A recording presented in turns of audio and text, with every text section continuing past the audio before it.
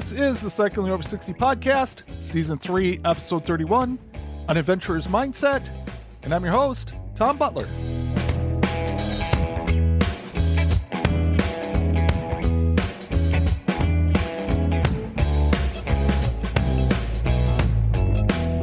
A couple of weeks ago, I talked about plans to do the Destiny Dozen ride.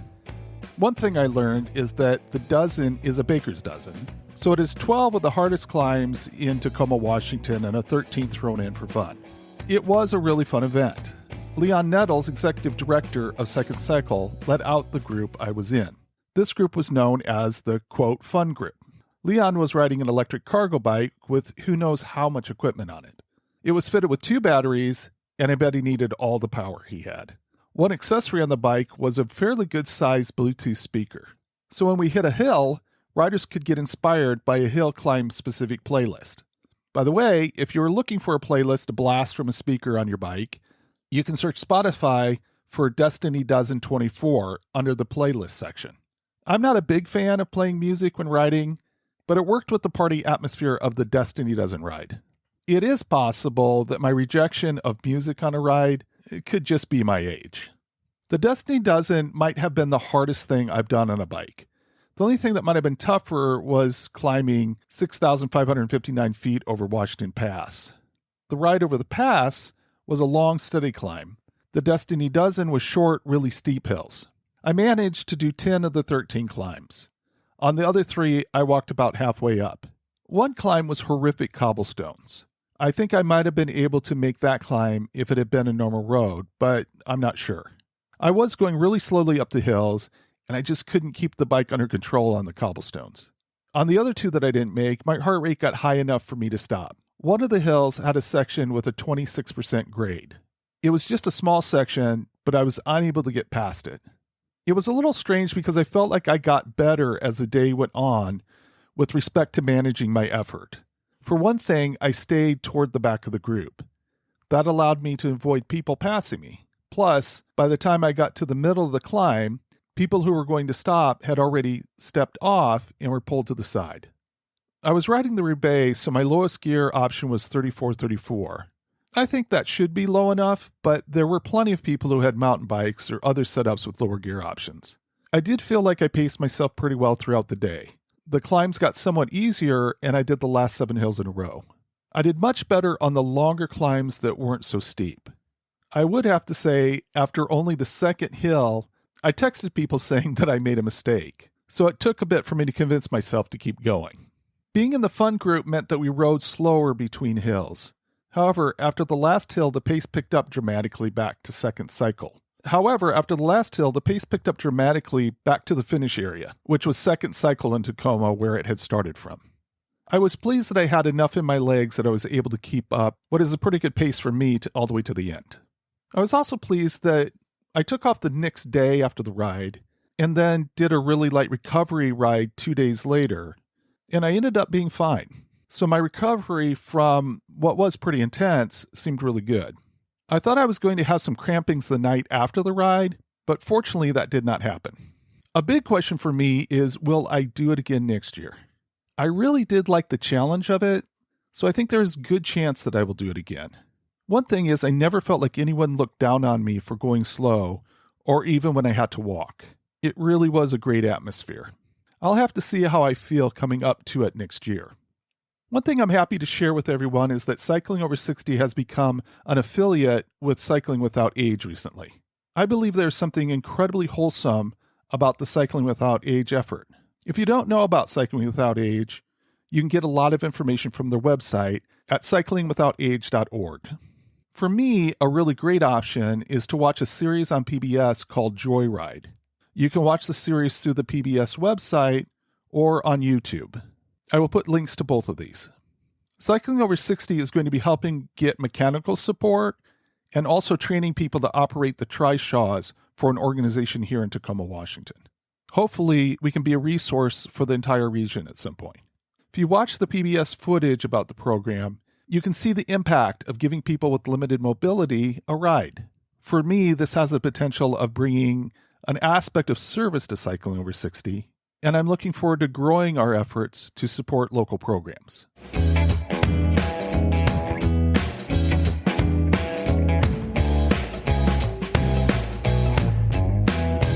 Because of the fine people at Warm Showers, I've had some great conversations to share with you here on the podcast lately. This week, I'm joined by Ken Reinke, who has inspired me as much as anyone could. There are just some people that approach life as an adventure. Ken is definitely one of them. As you will hear, he has taken on life challenges despite some significant physical limitations. Here's our discussion. For the rest of my life, I want to do what it takes to challenge myself to stay active, and my guest today I see as a real model for that kind of determination. Ken Reinke, thank you for joining me today. Oh, my pleasure. As I said, you have modeled a willingness to take on physical challenges, and I'm really happy for people to hear you share your story. Now, when you were too young to remember, you were diagnosed with polio. And I'm wondering if you talk about how that shaped your life in respect to being active. Well, I've always lived with a substantial limp that has been my entire life. And so that has actually probably been to my advantage because I didn't have to change anything. I had to grow into this. And even when I was really young, I played soccer before school in grade school, and we played baseball, and I did all those things. And I don't remember that it was anything special for me. I just approached it with that young person uh, deliberateness. Do you feel like your family kind of helped you have that perspective that this was just something to keep on living with and things like that? Oh, it's hard to tell. It's hard for me to tell on that. We just went along as though nothing was unusual. But I did have to go, I wore brace shoes back then and stuff like that. So that there was nothing normal about that. But my parents didn't act like anything was totally unusual. Now, how about your earliest memories of the bicycle? When you think about that, what comes to mind? Probably when I was about 8 or 9 years old, my father found a bicycle in a ditch, what was left of a bicycle in a ditch, and he actually assembled that for me, made that bicycle work. And I mean, I loved it right away. Nice. Well, that's fantastic. Good for your dad to do that. Indeed. So you talked about how you just kept going, despite having, a brace on and things like that. Do you see that you did have to overcome some obstacles because of that? And if so, did overcoming obstacles earlier in life kind of shape your ability to take on different difficult things later? Well, I have to assume that it did. Eventually, I could discover that it was an advantage, that I didn't let it stop me from doing much, but it helped me, yes, I think, to overcome obstacles in general. As you got older, how did your cycling change? Did you do more of it? Did you back off from it at some point, or have you been pretty consistent? I've been somewhat consistent depending on what I was doing. I've lived a checkered life of different jobs and stuff like that and moving around. Fast forward to my 60s, because after all, we're talking about cycling after 60. And I was off and on bikes all the rest of my life. But since I turned 60, my limp has gotten worse. My disability from polio is a little more pronounced now. I cannot walk without a cane, but or a walker. But since bike riding is non-weight bearing, my scoliosis isn't so affected. Having limped my whole life, I have a curvature that's painful, but I can get on my bike without pain and ride. And that's part of the reason for these long distance cycling tours. Nice. That's very cool. And then before 60, I think someplace in your 40s, you were diagnosed with diabetes. And I'm wondering if you could Talk about your reaction to that diagnosis. Well, it certainly wasn't good. I was in my 40s. I didn't even know what diabetes was. And then all of a sudden, things have changed and I have to go to the doctor. And they're like, well, you're a sweet guy, is what the way they put it. And I'm like, well, what does that mean? And then, well, you're diabetic. I had no idea. And so, it was a big learning curve adjusting on medications and blood sugar and stuff like that. But I wasn't riding my bike a lot during that era. I was working in Alaska, and then in the winters, when I left Alaska, I would travel overseas in foreign countries, backpack traveling. So I've always been moving around, and but eventually I had to face the diabetes and change things. It's a lifestyle change. Right. Were they prescribing insulin for you immediately, or did that come about over time? No. First of all, they start you off with oral medications and stuff like that.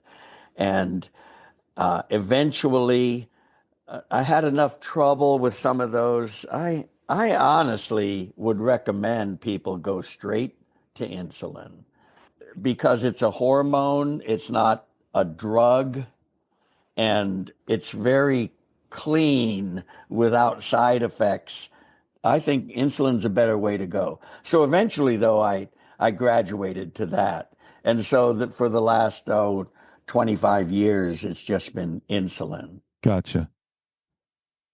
You made what I think is kind of a fun comment where you said, my neural pathways being what they are, I started to think about the idea of crossing the country by bicycle. I'm curious about that statement. What do you mean by my neural pathways being what they are? Because for me, once I was retired and I'm riding my bike all the time, it's just automatic. Oh, I wonder if I can make it across the country. And it's like something that I can't even help. It's automatic. And then that led to Route 67. So you have, I think, I'm picking up an adventurer's mindset. Is that fair to say? Yeah, almost to a crippling amount because I've actually hitchhiked over 16,000 miles in the United States in my youth. And I've traveled to 30 countries backpack traveling. And I just like the developing countries better. Forget Europe, give me Indonesia. So that Fantastic. kind of thing. Yeah, I'm an adventurer. Nice. Talk about Route 67. Route 67 was the natural progression of that inability to control my thinking on things, and it just came on automatically. I'm like, okay, maybe I read some about going to San Diego, stay south, don't fight the weather, and so Route 67, it just came on naturally, and even my wife said, "Well, it seems kind of far," but I don't know. It was just the natural next step, and I learned about routes through. I joined Adventure Cycling Association, and I can't say enough good about their route maps. And you get to know from the beginning. Their maps are little broken into 30-mile sections, and you get to know in advance what's coming up. And it might well be nothing, but you'll know that also.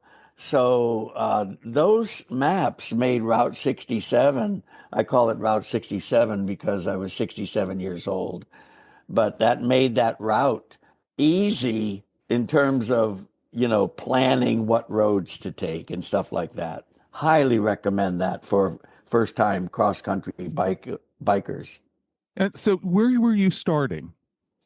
At my house, I live right here in North Florida. I live in Hawthorne, Florida. So, no, I didn't go over to the East Coast and dip my tire or anything. I just left from my house. And the Southern Tier, which is what that route is called to San Diego, is only about 12 miles from my house. So you talked about Adventure Cycling Association, connecting with them. I had an opportunity to talk with their executive director, Jen Odell, and that was on November 16th, 2023. So I do encourage people to go back and listen to that because it's a fantastic organization. And so when you started doing that, did you, it sounds like that was a learning experience. When you started out, were you pretty comfortable with having a lot of unknowns, or did you feel like you pretty much had everything locked in? No, I am extremely comfortable with unknowns. And that's why all that hitchhiking back when and the travel to foreign countries. No, I don't have any problem with unknowns. In fact, here, everybody more or less speaks English. So now, other unknowns, like how was the diabetes going to affect me? And could I actually make it? Is it completely crazy? But I was riding a lot. I was riding I could ride 30 miles in the morning, and I was riding 100 miles a week. And that's what led into, okay, let's give it a go. I mean, I wasn't riding a loaded bike. That was one of the things. When I pulled out of, on all of my bike, cross country biking, I pull out of my carport with 50 pounds of gear on my bicycle. And I have a Surly long haul trucker, and it's excellent for carrying heavy weights, and it's got 30 speeds. So it could really help me get up the rises, the hills. And you were relying a lot on your backpacking, I think, in knowing how to camp and what to take, and even how to keep things light. Things like that seems like would have been something you were well familiar with. Well, I did do research, and there's a lot of it online. There's a lot of stuff online. And there's the ones that, count every ounce because you have to carry every ounce to the top of that next hill. I'm not quite that fanatic about it. I'm like, if I need it, I need it. I'm going to take it and manage to get up that hill.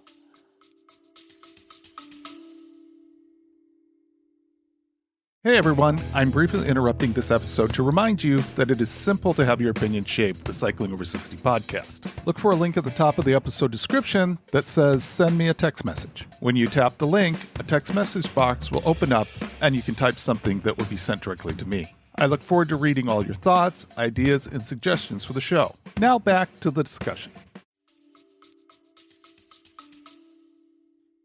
Nice. And then you chose April Fool's Day 2021 to start another trip. And so tell me why you decided to hit the road again. Well, I hit the road again because I was addicted, honestly.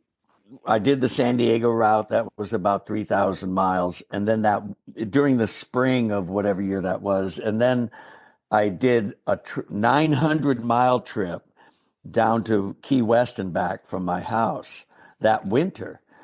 But then COVID hit, and I took that year off because I was finding it difficult even to fill water bottles, and I took that year off. But then when that let up, I couldn't help it again. I was addicted, and I'm going, and I'm going to try to go to my friend's house in near Seattle. And then I had to do that without route established because I only rarely incurred any routes from Adventure Cycling Association. I think I was on the transcontinental route for about 100 miles or so. Otherwise, I had to make up my own routes. And along the way, I had waypoints. I had friends in Mississippi and some people in Denver. And then I wanted to stop at the Adventure Cycling Association. So those were three waypoints, and it was just figuring out the in between. And I love maps, so I was, good at it. So how did that play out? Was that like every few days you picked routes for the next 3 days, or were you like day to day? What what were you doing in that respect? Well, so I got paper maps and I used Google Maps Bicycle. Now, in in towns and between towns and stuff like that, it's in big cities especially, it's great. It is a great thing, but it's not so great out in the country. And it took me over a couple bridges that weren't there and stuff like that. So, but that's all part of, the adventure of it. And so, yeah, okay, well, this bridge isn't here. I guess I got to find another route. So it was, yeah, If I was reading correctly, that on the fly problem solving, did you like embrace that with what you called Route 69? You called Route 67 because you're 67, and then Route 69. Was that really a big part of it? Was to embrace that unknown route, that challenge or that adventure of planning things out and having to overcome maybe something like a bridge out? absolutely. To me, that's the spice of cross country traveling, especially without an established route. Yes, I got drowned out of my tent one night. I mean, stuff happens and you have to deal with it. But mostly I can deal with that kind of stuff with alacrity. It's like, okay, this is what's happening now. Deal with it. Route 69, one of the reasons I started it on April 1st, April Fool's Day, is that, it was a little bit crazier than even the first trip across country. It was 2 years crazier, 2 years older, and it was about 700 miles further than that first one. But it's difficult to explain when you first start off, the first 6 days or so, I spend my time talking myself into not quitting because it is hard and I stealth camp. So I never know where I'm going to spend the night, which I like that, but it does make it a little more difficult.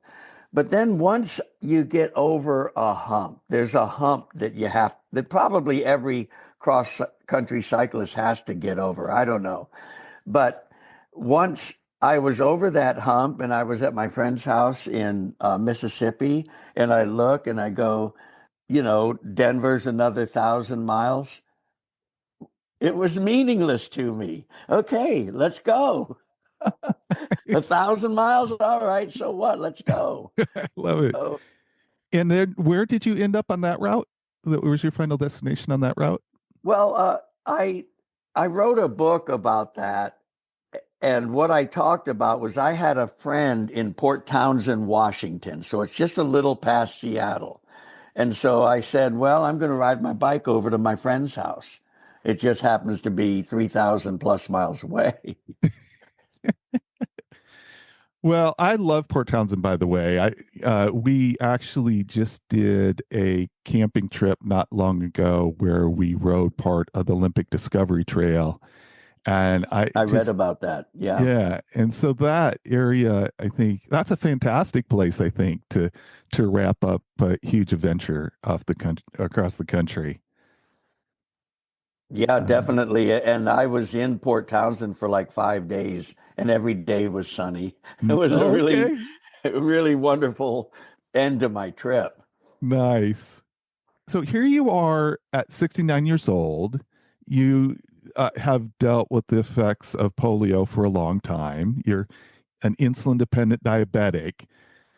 Did you get any pushback from family? No, not really, because I mentioned that my wife said, "Oh, that's kind of far," but no, I'd already done Route 67. That was 3,000 miles, so this was just a small bit crazier. No, I had some friends tell me, well, if you get down the road, we'll come and get you. You decide to quit, we'll come and get you. So How I about your just, doctor? Did your doctor is are they fully medical staff fully on board with these adventures? I wouldn't know.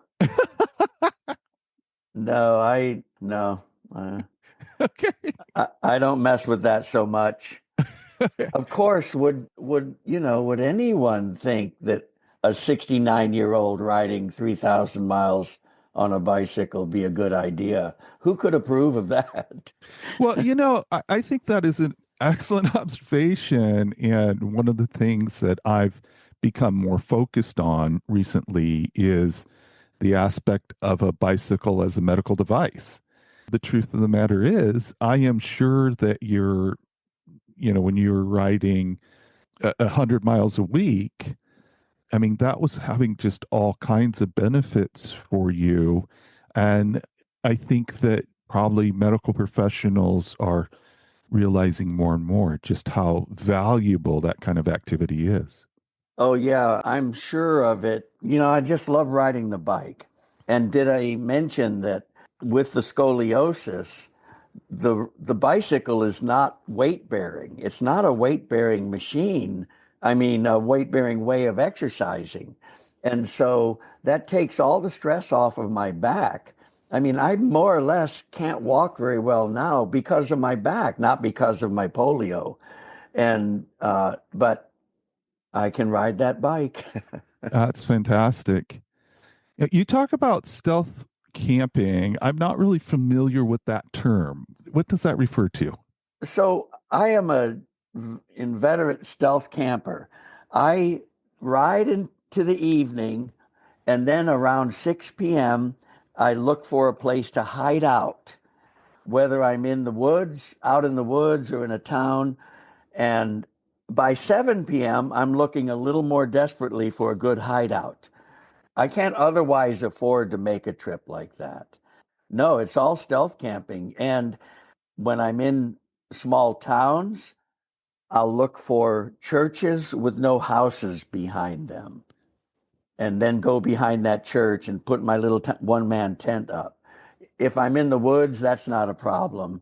And when you're out in the western vacant states, nobody cares. You pull a little off the road, throw your tent up, nobody cares. I've done that for all of my trips. And then every now and then, though, obviously you need to pull into a motel somewhere. Or if I saw a big head of storms coming on my radar app, I'll just get in a motel. There's no sense fighting that. Did you ever get kicked out of a place? Did anybody come say, hey, you can't camp here? Or was it pretty consistent that you could rely on it? Part of it is relying on my judgment of it, which is pretty good. But yes, one time I got kicked out from behind a church.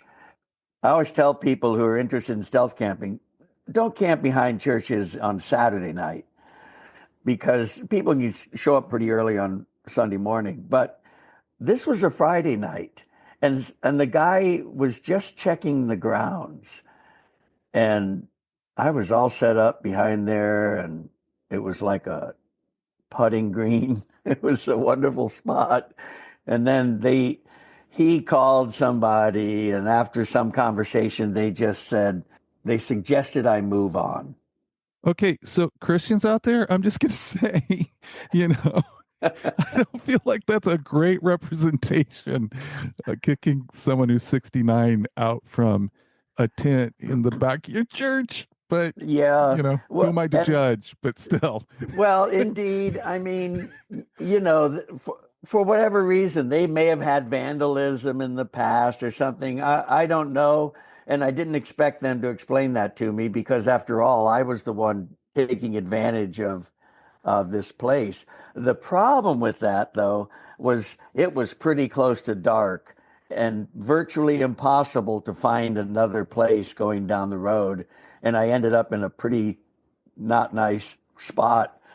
And besides, I can't push my bicycle through a lot of brush. My legs just aren't strong enough.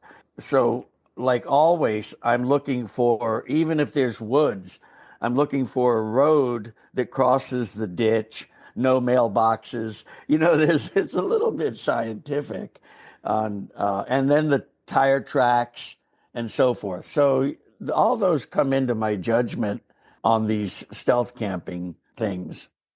I'm always curious about the social element there, and I'm imagining that you had an opportunity to interact with a lot of people. I'm curious if you had interactions that were memorable with people when you talked about your age and what you were doing and all of that. Indeed, an old man riding up on a loaded bike opens people up. There's nothing to be afraid of, and it just opens people up. And everybody is curious and mostly kind and generous, because I would have people, because I was always up. I was always up, and I'd meet somebody and it's fun to talk to them. And I would be alone for very long stretches of time. But one of the things that I say is alone is not lonely. Loneliness is a state of mind. Being alone is a state of being. I'd be alone and then I'm fine with that, but then I'd have somebody to talk to and I'd be enthusiastic. And then they'd hand me $20. And it's like, well, it's not, I don't like taking money from people, but in a way, it's their way of participating. And so, okay, sure, and then down the road I go. So I had lots and lots of very good encounters. Lunches bought for me. And when I was up on the Cross America route, even up there where they see lots of cyclists, there were a number of times that I went to pay for my lunch and they would say, it's been covered. And that's somebody, that's a few people that I never even spoke with. And so there's a lot of good people out there. And, there's a few not so good ones. And thank God they're rare. When I was up in northern Idaho, and that's anti-government skinhead country, I don't know if you can say that. I was in a restaurant having breakfast, and this guy sat down next to me, and it was not a friendly, it was an interrogation. And it was a little bit frightening because then I got to leave this and go down the road, and here's this really odd person who feels threatened by me, being in that area. I don't know. But that was really one of the worst of them. Most people were friendly and kind by far. Well, I think it's an awesome observation, that that was rare. That's encouraging that that's rare. And I think it's also really powerful, that people were moved, like you said, they wanted to take part in this journey that you were having. And I think that really represents them being moved by hearing about your experience. Well, there's no question that my activity was inspiring to almost everyone I spoke to. And they usually said that. They usually came around and said, wow, I'm inspired. But I was never going for that. I was just trying to see if I could make it to Port Townsend, Washington. And so it's a cool side effect. And I think that what is very evident, I'm sure it's evident here as I'm talking to you, and I'm sure it was evident to everyone you talked to that you were enjoying yourself. You didn't feel like there was a burden on you to prove something or anything like that. This is just something that was fulfilling for you to do. Well, indeed, it was really funny. I was in a restaurant in Montana having breakfast and then struck up a conversation with a couple that was having breakfast next to me. And that's because Herman's Hermits was on, they were playing Herman's Hermits. I mean, like, that's great for us ancient folks. But they kept asking me questions about, well, what do you do if you get in trouble, an emergency situation? And I mean, I don't know. I just said, you cross that bridge when you come to it because you can't anticipate everything. That's impossible. And yeah, bad stuff is going to happen, and you just have to deal with it as it happens. And it was really fun talking to them. And I went outside when we both left the restaurant at the same time. And I went outside, and I'm getting my bike ready to go down this awesome route. And I didn't know that at the time, though, of course. But then the guy that I was talking to comes back from his car and he hands me some folded money. And he goes, in case of an emergency. And I go, and I didn't even look at it. I just assumed it was a $20 bill. And and I go, I might buy an emergency beer with this. And he said, you do what you want. And then I looked, they were gone. I looked, it was $100 bill. Hmm. And then I realized, they were concerned about emergency situation Hmm. and they responded accordingly. And I'm like, now they're gone. Oh, wait, you needed a bigger thanks than that. Well, I'm sure they appreciated the comment. So you did decide to put this adventure into a book called The Road Spoke, Trepidation and Tranquility on a Bicycle Odyssey. And in that book, you mentioned that a good night's rest is essential. Can you talk more about that? I believe that to be true, but when you're stealth camping, unless you've picked a crummy spot, you're in the tent for 12 hours. And at first, I could sleep the whole 12 hours, early in the trip. And then later on, I probably wasn't sleeping 12 hours, but I'm in the tent for 12 hours. Well, that's a dang good rest. Even if you've ridden your bike 70 or 80 miles or 100, I did that once, but I'm always getting good rest. I don't know if people otherwise, you're in a campground, you got Wi-Fi, I don't know, you stay on your computer, that can't help. I think that Yeah. there is an element of being so focused on the destination that you can forget to take care of yourself. And I think it's actually a good thing for people to think of that if you need to rest, if you're on a trip like this and you get to the point where you need to rest, then rest. Well, I'm actually anti-destination, but I'm retired, so I have lots of time. But I find that like in those first 6 or 7 days when your mind is trying to tell you this is too much, that you're able to go, oh my God, that's so far. I've only covered this much. You can talk yourself out of it. And so I'm all about getting over that and then letting the destination go. And that's why I was able to say in Jackson, Mississippi, oh, another 1,000 miles to Denver. All right, so what? And you get the destination. It's not like then if you start calculating, oh, Denver, 1,000 miles, 50 miles a day, and blah blah blah. No, you're ruining your trip as far as I'm concerned. You are destroying the essence of the trip. So that's my take on destination. No, I love that take for sure. You talk about your limitations when it comes to climbing hills and how that factors into a trip. Can you share that here? Certainly. The thing is, because my legs are weaker from polio and my left leg is worse than my right, I cannot grind up a hill. I can't stand up in the pedals, and I've never been able to. Well, maybe when I was a kid, but no longer. I cannot stand up in the pedals. So I and the Surly has 30 speed, so it's got some really good granny gears.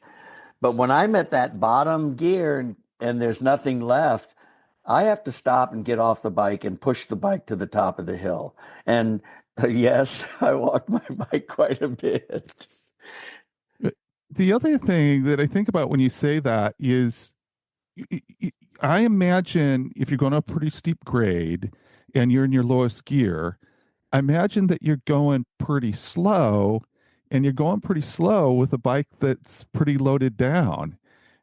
Is that a dynamic? Is it hard to keep the balance going with a bike that's so loaded down at that slow speed? Yeah, yes, it is. You're absolutely right that it's a problem. And so on the steeper hills, I have to step off earlier and walk. But the other thing is, I cannot start my bicycle on any upward slope. I have to be on level ground or pointing downhill. So on the high hills, when I'm trying to get over a pass, I have to walk. And then when I decide that, okay, I can try and ride again, I have to go out into the road and ride perpendicular across the road to start and then turn uphill and start that again. And then that might not last very long. I have to stop and start walking the bike again. It's just the way that I have to approach hills. I'm stuck with that. So in essence, that's just one more issue. I don't want to call things problems. I want to call them, this is part of what's in my book, that things aren't problems, they're situations, and you just deal with them. When you call them a problem, you start putting a negative context on it, and that also destroys the essence of the trip. Again, I love the fact, and I think this comes back to your mindset as an adventurer, is that these are things that you enjoy. The challenge of finding a solution and the energy I bet that comes from when you've found a way to overcome a challenge. My book is about more than a bicycle book. It's a lifestyle book, but it is about how to get out of your own way. We live in a world that suggests that these situations are problems and that adds the negative load. But that negative load is what you're putting in your own way. If you know what I mean, you're making it worse because you're overthinking that it's a problem. And it's never a problem. It's just a situation. Yeah, you say that, and I think that that is like a great outcome for people reading the book is to really hear that philosophy of life. And have you always been someone that's sought out deeper meanings to things? Yes, I mean, I've always lived in a world of what exactly is this all about? And trying to figure that out.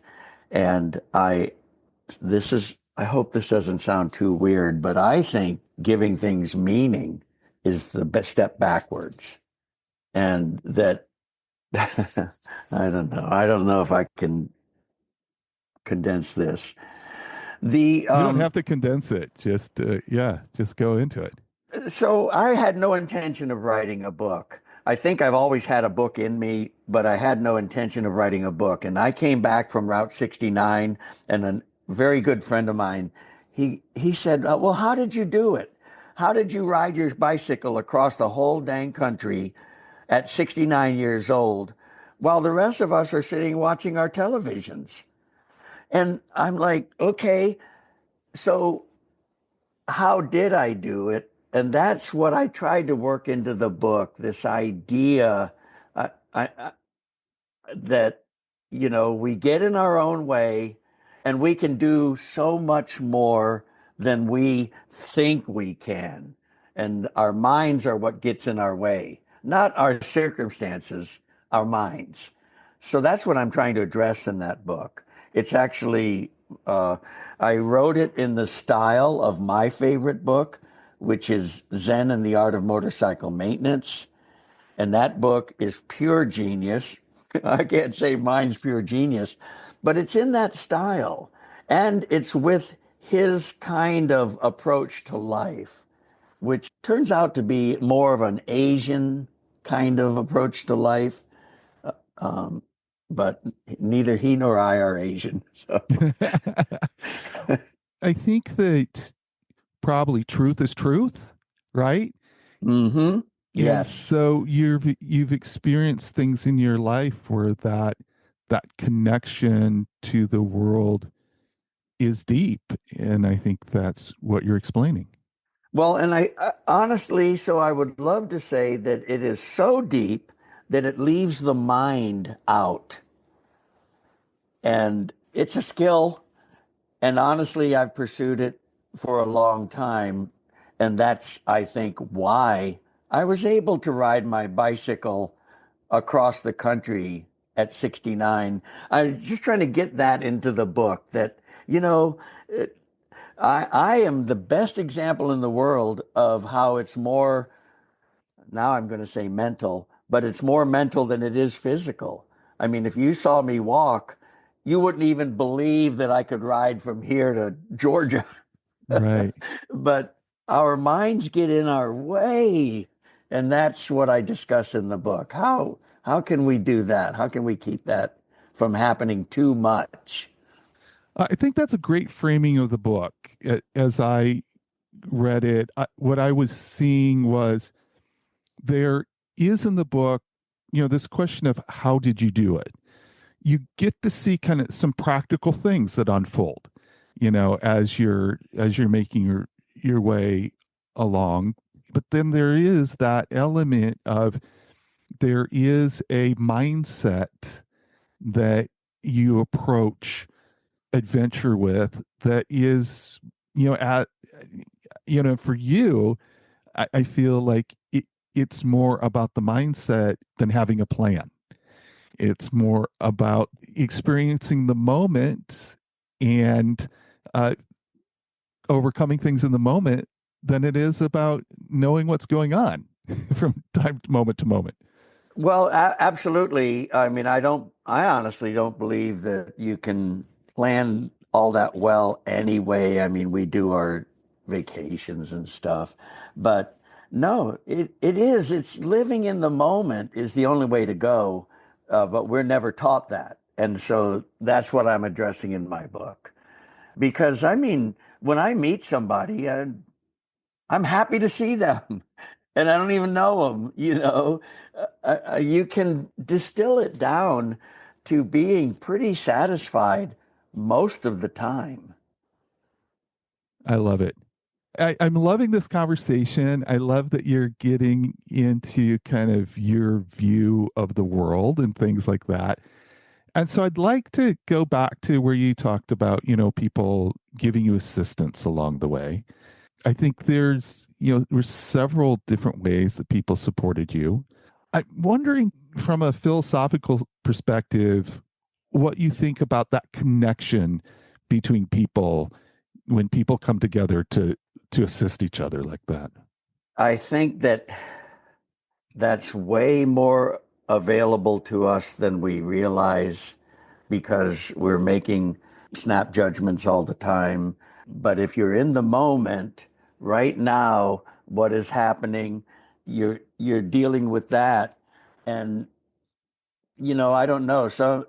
Some people say maybe it's me, but the thing is, I feel like all of my routes have been stippled with wonderful human connections. And it's usually people I don't know, but it's just, I don't know, you can be more open if you're living in the moment. I don't suffer much fear or almost none, which is part of that living in the moment. If you know that when whatever happens in this moment, you're going to be able to deal with it, wow, bring it on. I feel pretty confident that you would agree with the statement that living in the moment like that makes a more authentic connection possible.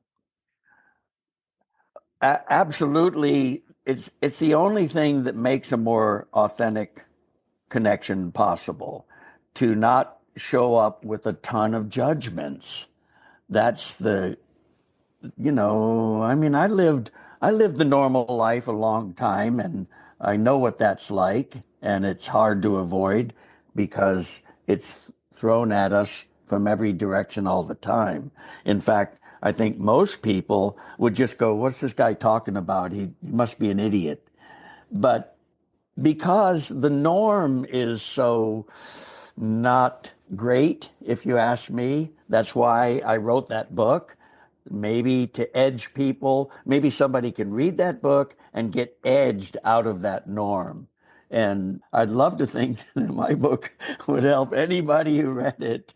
But it's well reviewed on Amazon, so people who bother to write a review have mostly written good ones. And I get connections with people a lot about the book, and I get to hear how it helped them. And that's exactly what I was going for when I wrote that book. Well, and good on you for putting that out there because I think that that's a great message. So thank you for doing that. Well, thank you for your close reading of the book. I mean, I really appreciate that. And your questions, are fantastic. Well, thank you. That's awesome. Okay, I want to ask you this question. Based on our dialogue here, I am so interested in you sharing your perspective on this. And that's, what does the future hold for you when it comes to cycling? Okay, so I am definitely backing down the ladder in terms of cycling. I just set out this spring. I was going to cross the country one more time, but I set out and just couldn't do it. It was just too much. In fact, I even want to say that it wasn't fun. Now I know how much mental goes into that. But, I can't push off with my left leg anymore. So I have a couple 0 mile an hour crashes, where you don't quite get started and fall down. Well, I don't need to be out in the world doing that.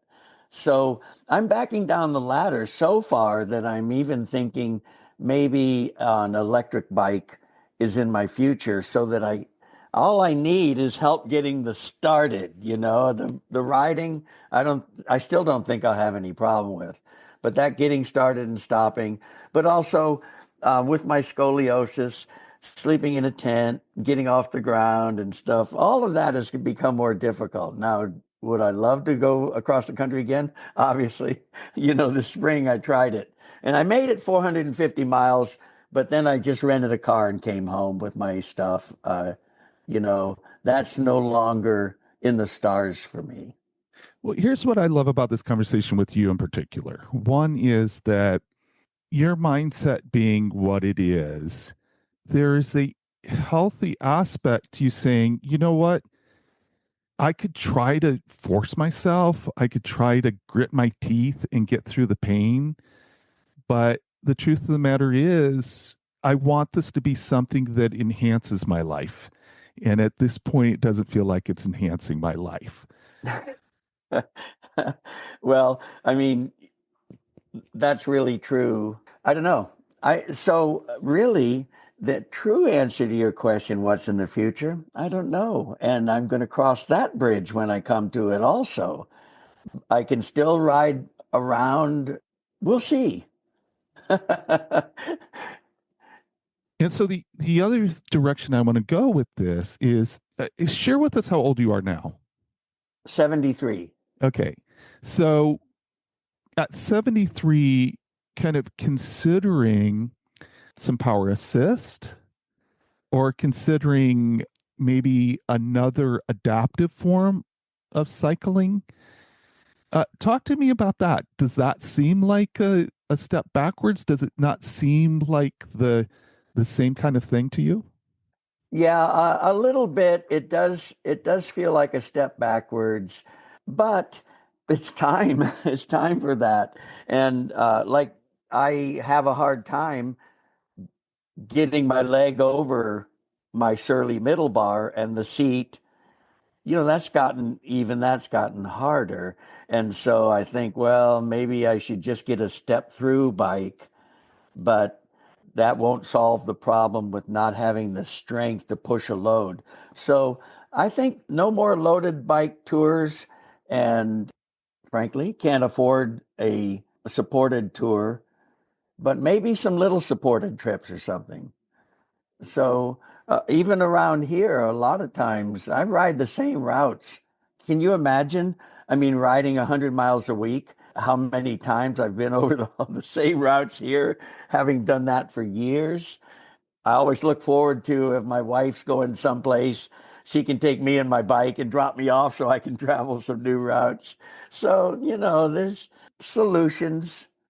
Another thing, though, I have done some speaking engagements about my book and stuff like that. And one time, a woman about my age, she was talking about her swimming coach way back when. And she said that the coach said it's 90% mental and the other 10% is mental. And I love that because I used to say it's 80% mental, but no, it is 100% mental. So just fun. Well, I am asking you to do me a favor, and that is keep me posted on your decision making as time goes on here. If you decide to get a bike that has pedal assist, I'd love for you to keep us updated on your thinking with that and your decision. Would you do that for me? Well, sure. I'd be happy to. I really enjoy your podcast, and I like your approach to bicycle as medicine, or I forget how you put As that. a medical device, but yeah. As a medical Yeah. device, I think it definitely is. Well, Ken, this has been so fun. I was looking forward to this, and I think you just delivered a really fun conversation, and I really appreciate that. And I hope that I know, I don't hope in your case, I know that because the way you approach things, you're going to find some really fun ways to keep active, maybe discover cycling in a different way or something like that, or pedaling in a different way. And so I'm just looking forward to seeing more about your adventures in the future. Well, thank you so much for your interest. This has been fun for me. Good, good. All right. Thanks again, and we'll talk again some other time. Excellent. Bye now.